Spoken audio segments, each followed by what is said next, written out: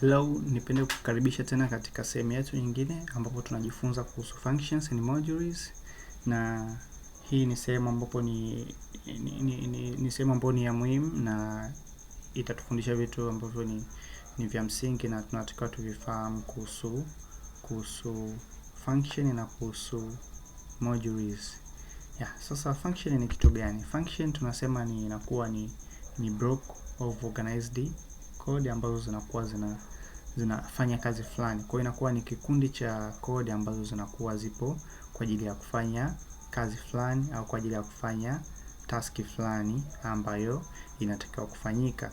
Sasa kwa mfano tunataka kutengeneza kufanya kazi fulani ambayo tunataka kutengeneza function ambayo inaweza kujumlisha tu. Kwa hiyo itakuwa ni single task. Kwa hiyo tunaweza kama tuitengenezee function ya kujumlisha tu. Kama hapa labda tuseme tunataka tu tuna function ya kufanya kujumlisha tu. Kwa hiyo tutatengeneza function ya kujumlisha peke yake. Na syntax ya kutengeneza function ni hii, tutatumia keyword ya diff, tutaweka jina la function yetu, lakini kama kuna parameters ambazo zinapita utazipitisha pia hapa, na baadaye huko ndani unaweza kuweka function docstring ambayo haya ni maelezo kuhusu function inafanya kazi gani. Lakini pia unaweza kuweka keyword ya return. Keyword ya return inatumika kurudisha majibu ya kile ambacho kimefanyika ndani ya ile function. Kama unayahitaji uweze kuyatumia sehemu nyingine, kwa keyword ya return ndio inatumika kurudisha hayo majibu au hivyo vitu ambavyo vilikuwa vinafanyika huko ndani ya hiyo function.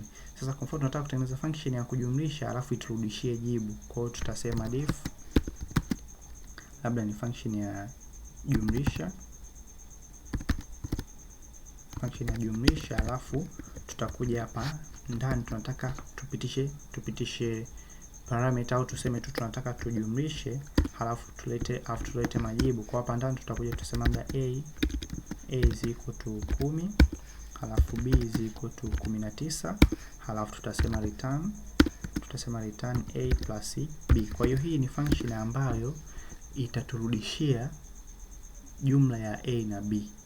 Umeona? Sasa function haiwezi kukurudishia tu jibu hivi mpaka uiite, kwa maana kwamba uiambie kurudishia hayo majibu. Ndio tunakuja kwenye hii part ya call function. Kwa mfano tunataka kuifanya hii function yetu ya jumlisha tuletee jibu. Hasa hii function yetu ya kujumlisha ili tuletee jibu inabidi tuicall. Hasa tukiicall, kwa mfano tukisema hapa hivi, tukisema jumlisha, tukiita jumlisha itatuletea 29 kwa sababu imejumlisha a na b. Kwa hiyo hiyo ni namna ya call function au kuiita, kwa maana ikuletee output ya kile ambacho ilikuwa inakifanya. Lakini pia unaweza kutumia print keyword hapa ikafanya hivyo pia. Lakini pia unaweza kaamua hili jibu linalorudishwa ulitunze kwenye variable fulani. Kwa mfano tuje hapa tuseme tuna variable tuiite sum, halafu tutunze jibu letu ambalo limerudishwa. Kwa hiyo tukija kuprint hii sum hapa itatuletea lile jibu ambalo limerudishwa na ile function. Sasa assume pia una function nyingine ambayo inafanya normalization. Kwa watu ambao wamesoma statistics, kuna kitu kinaitwa z-score ambao unakuwa unafanya normalization, kwa maana kwamba unabadilisha certain input kwa kuziweka kwenye standard deviation fulani na mean fulani. Kwa hiyo hii normalizer itachukua data ambayo inatakiwa iwe normalized labda, halafu itachukua na mean ambayo inatakiwa itumike, halafu ichukue na standard deviation kwa mfano. Halafu tukija hapa ndani tunataka data ambayo itakuwa normalized, labda return data ambayo inakuwa normalized kwa formula ya standard deviation ambayo ni hii hapa. Tunaweza kuiandika kwenye notebook hapa, ambayo inasema z ni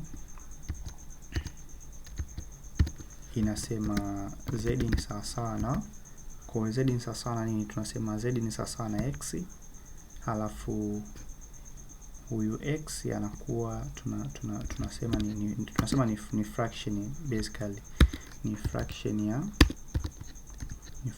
ya namba 2, ambapo hapa juu tunakuwa na x tunatoa na delta, ambapo delta ni standard deviation. Halafu hapa chini tunatoa na mean, tunakuwa na x tunatoa na mean. Kwa hiyo nita assume mean ni mu, halafu tutatoa na tutagawa kwa standard deviation ambayo ni delta. Kwa hii ndio formula yetu ambapo tunasema z ni sawa na x minus mean ugawe kwa standard deviation. Kwa tutaandika method ambayo inaweza tutaandika function ambayo inafanya hicho kitu. Kwa hiyo huyu x ndo data yetu, halafu huyu mu ndo mean yetu, halafu huyu ndo standard deviation. Kwa tunataka tu return z. Kwa unaweza kaja hapa ndani tukasema z ni sawa na tukaweka x yetu ni data, halafu tunatoa na mean. Kwa data tunatoa na mean, lakini hizi data kutoa mean tunagawa kwa standard deviation ambayo ni std. Kwa hapa tunataka tu return z. Kwa hiyo hii itakuwa ndo itakuwa method yetu, itakuwa function yetu ambayo tunataka ifanye kazi ya kufanya normalization ya hiyo data yetu ambayo inaingia katika standard deviation fulani na mean fulani. Kwa mfano tukiita katika kesi ya kwanza tunaweza tukasema normalize alafu tukapitisha data yetu, labda tunataka tuinormalize 4. Tunaweza kupitisha hapa 4, data iwe ni 4, halafu mean tukatumia normal distribution ambapo inakuwa na mean ya 0 na standard deviation ya 1. Kwa hiyo tukinormalize itarudisha 4. Kwa mfano tukainormalize katika hizi details ambazo zipo, data ni 27.8 halafu mean 18 na standard deviation ya 6, itatuletea ni 1.64. Kwa tumemnormalize 27.8 mpaka ngapi? Mpaka 1.63. Kwa hiyo ni function yetu ya normalize na namna ambavyo inaweza kufanya kazi. Lakini kuna vitu tunaita function arguments ambazo hizi ni argument ambazo unazipitisha na unaweza ukaziita wakati unaita function, na zimegawanyika katika makundi manne. Kuna required arguments, kuna keyword arguments na kuna default argument, lakini kuna variable length argument. Kwa mfano tukianza na required argument inakuwa ni argument ambayo ukiipitisha kwenye certain function huwezi ukaita ile function bila kuiweka ile argument. Kwa mfano tukisema labda tuseme diff print site name, halafu hapa ndani tunataka tupitishe string fulani, halafu tukaja tukasema kwamba hii tukaweka doc string, labda kwamba hii ni this function au hii function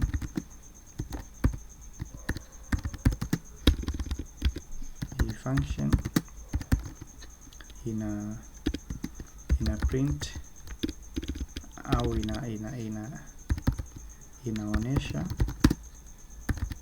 jina la tovuti. Kwa hiyo ni maelezo kuhusu function yetu inachokifanya. Halafu nikasema print ni print ile string ambayo itakuwa imepitishwa hapa. Kwa hiyo hii function ndio itakuwa ina kazi hiyo. Kwa hiyo nikija kuiita hii function nikisema print site name, nikiita bila kupitisha hiyo string ambayo natakiwa ipite hapa, maana yake itaniletea error, kwa maana kwamba itaniambia kuna kitu kina miss, na niambia missing one required positional argument. Kwa hiyo kuna required argument ina miss. Kwa mpaka nije niweke hapa niseme string, labda niseme lazima nikasema labda str, nikasema ni nyala.dev. Kwa hiyo hapa itaniprintia kwa sababu yule required argument nimemweka. Kwa hiyo ni required argument inavyoweza kufanya kazi. Sasa kuna ingine ambayo tunaita ni keyword argument, ambayo hii pia ina relate na function call, na ukitumia keyword argument call inatakiwa identify hiyo argument kwa jina lake. Kwa mfano tunaweza kurudia hii function yetu, lakini sasa hivi kitakachobadilika ni kwamba tukija kuiita hii function kama tulivyokuwa tumeita hapa, ukitaka kutumia keyword argument unakuja kuspecify jina la ile parameter ambayo ulikuwa unataka ipite. Kwa mfano hapa tutaipitisha nyala.dev, itapita. Maana ya hii kitu ni nini? Kwa mfano umetengeneza function ambapo unataka kupitisha vitu viwili, labda def labda print info. Unataka kuprint information za mwanafunzi ambazo ni name na nini na age. Kwa hiyo ukija hapa hivi utasema labda print name is, kwa tutaprint hapa tutasema name, alafu tutakuja tutasema nini, tutasema print age is, kwa hapa hivi tutasema ni age, halafu tutamaliza. Sasa ukija kuiita hii function kwa kutumia keyword argument, maana yake kwa labda nikaiita nikasema print info, halafu nikapitisha tu hapa labda nikapitisha Juma, itanidai argument nyingine ina miss, kwa sababu hii argument inapitishwa kwenye jina peke yake na hii nyingine haipo. Umeona? Lakini pia inanisaidia nisizipitishe kwa mpangilio. Kwa mfano kama hapo nimeanza Juma afu nikafuatisha age labda 10, ita print itasema name ni Juma na age ni 10. Hasa kwa mfano nikaanza nataka nianze kupitisha age labda niseme 10, halafu nifuatishe Juma, pia itafanya hivi, itaziprint pia, lakini umeona sasa imebadilisha, imesema name ni 10, age ni Juma. Kwa hiyo ili kuepusha hilo naweza nikasema hapa hii ni age, halafu hii ni name, halafu ikija hapa itafanya kama hivyo, itafanya vizuri. Kwa hiyo hiyo ni faida ya kutumia hii function ambayo inakuwa na keyword arguments. Lakini pia kuna kitu kinaitwa default argument, ambapo default argument inakuwaje? Unakuwa una argument fulani ambazo unakuwa umezisetia value tayari. Kwa mfano nikija nikiseti hii age iwe ni 20, hii ndio tunaita ni default argument kwa sababu umeshaisetia value tayari. Kwa hiyo hata kama user asipopitisha age ni 20, yenyewe by default itakuja kutuambia age ni 20. Kwa mfano nikija kuita hapa print info, mara ya kwanza tulipokuwa tumeiita bila kuweka age ili tukatalia, lakini sasa hivi tukiweka jina peke yake tukasema labda Kurwa, halafu tusipitishe age, itatukubalia kwa sababu age tayari ina default value ambayo ni 20. Kwa hiyo ndo default arguments zinavyofanya kazi. Na tukija kwenye return statement, tulikuwa tushaiongelea hapa juu kwamba unarudisha matokeo ya kila ambacho umekifanya. Kama hapa tulireturn z, hapa tukareturn a plus b. Kwa hiyo ndo namna return statement inavyofanya kazi. Lakini baada ya hapo kuna kitu tunaita scope ya variable. Variable inapokuwa defined kwenye scope fulani, inaweza ikawa accessed au usiweze kuiaccess katika mazingira fulani. Kwa mfano tuna aina mbili ya scope. Tuna global scope na local scope. Local scope inakuwa ni scope ambapo certain variable inakuwa iko defined kwenye certain function, kiasi kwamba hauwezi kuiaccess kwenye mazingira nje ya ile function. Lakini global variable unaweza kuiaccess anywhere kwa sababu inakuwa iko defined nje ya any function, maana haiko attached na any function. Kwa mfano ni define hapa variable niite total, halafu nije niseme tengeneze method ya calculate total, halafu nipitishe niwe na argument hapa, argument ya kwanza, halafu niwe na argument ya pili, halafu nije hapa hivi niseme total is equal to argument 1 plus argument 2, halafu nije niseme print ni print total inside labda hii total ndani ya function,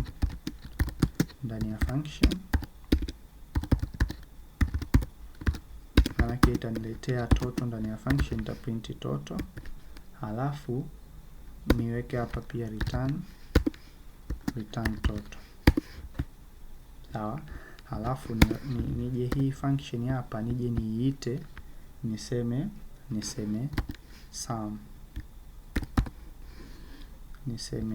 sum labda, halafu nipitishe 10 na 20. Sasa nini kitatokea hapa? Kuna variable nimeidefine hapa nje inaitwa toto, na hii variable nimeinitialize sasa na 0, kwa maana kwamba hii variable iko nje ya hiyo function yetu, kwa hiyo inaweza ikawa iko accessed anywhere. Lakini kuna variable humu ndani nimeidefine inaitwa toto ndani ya function ya sum, halafu nikaiprint hapa. Sasa swali ni kwamba je, nilipo print hii toto hii hapa itatoka jumla ambayo tukipitisha hapa 10 na 20 itatoka 30 au itatoka 0? Hilo ni swali la kujiuliza. Sasa kwa kesi yetu itatoka 30 kwa sababu itarefer the local variable ambayo ni toto, kwa sababu haiwezi kuiaccess hii toto ambayo iko nje ya function. Kwa hiyo nikija kurani hapa itatuletea 30 kama unavyoona. Umeona? Tunaweza tukaondoa hii return statement, kwa itatuletea 30. Lakini pia nikija hapa nje nikisema print, nikija kusema sasa nataka kuprint hii toto ambayo iko nje ya function, labda niseme toto nje ya function, itaniletea ngapi? Itaniletea 0, kwa sababu hii toto ya nje ya function hatuwezi kuiaccess. Kwa hiyo itaniletea 0.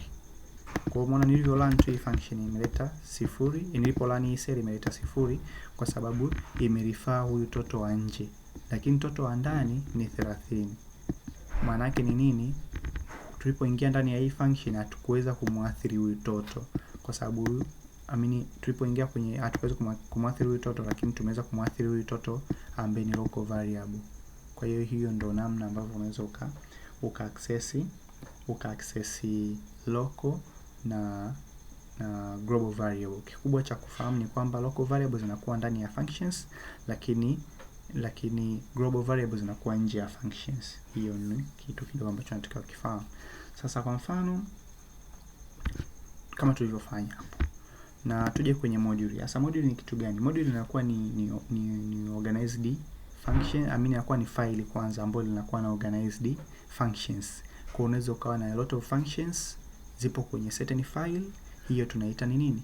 Tunaita ni module. Kwa hiyo inakuwa hivyo. Kwa mfano unaweza kutengeneza module ambayo tunaweza kuilifa labda ni module ambayo inafanya kazi fulani.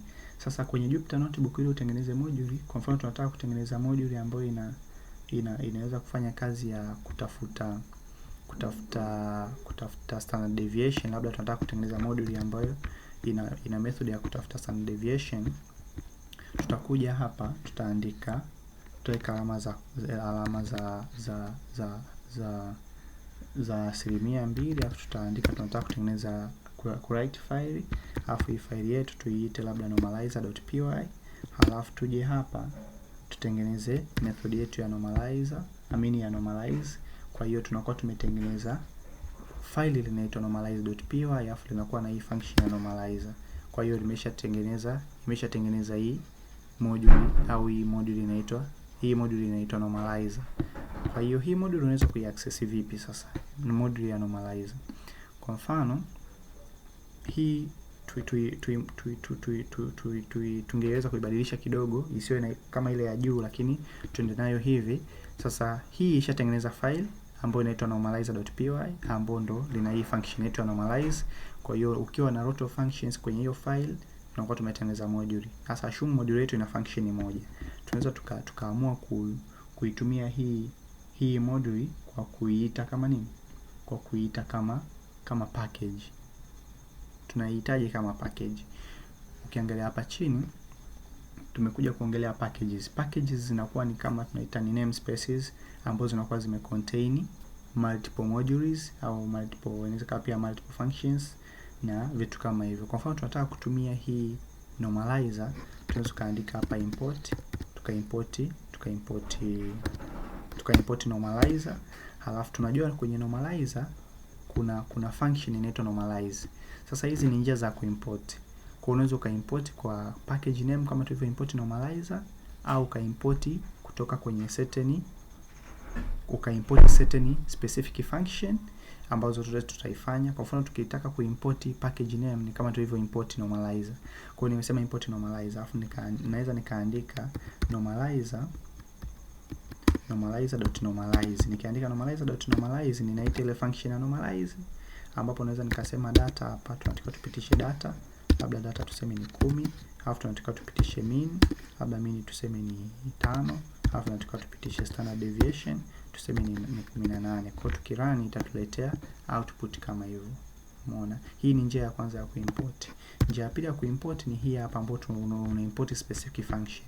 Kwa mfano kwenye module yako au package yako unajua kuna functions nyingi. Kwa hiyo instead ya kuimport file zima una import certain function ambayo ni unataka kuitumia. Kwa hiyo tukisema from normalizer import normalize, kwa hiyo tunakuwa tumekuwa specific kwamba kutoka kwenye module au package ya normalizer sisi tunataka function ya normalize peke yake.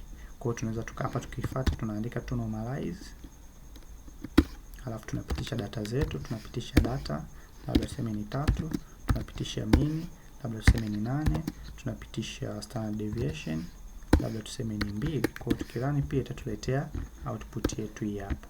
Lakini namna nyingine ni kuimport vitu vyote ambavyo vipo kwenye certain package.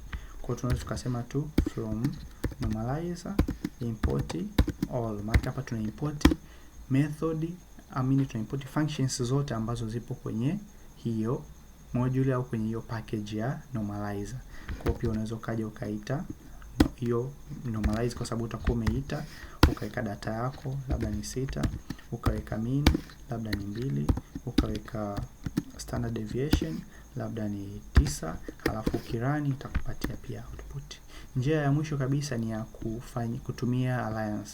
Alliance maana yake kwamba kama unavyoona hii normalize inaweza ikawa ni jina refu. Kwa hiyo hatutaki kutumia normalize. Kwa hiyo tunaweza tukasema tu from normalizer import normalize as n.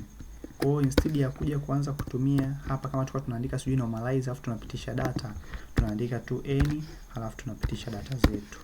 Labda